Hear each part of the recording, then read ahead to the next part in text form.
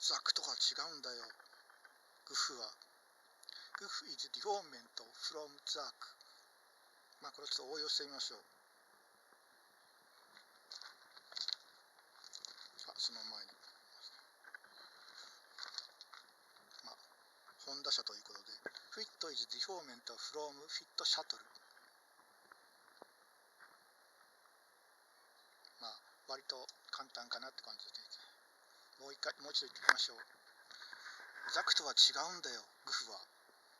グフ is deformment from ザク。ザクとは違うんだよ、グフは。グフ is deformment from ザク。応用編でもう一回言ってみましょう。フィット is deformment from フィットシャトル。ずらしますか。では、こんな感じです。後ろにホワイトベースがありますね。白い船ですかね。隣はなぜか、ちょっと白い車って感じですね。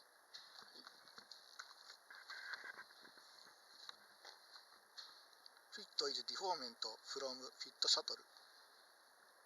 グフ is deformment from グフ。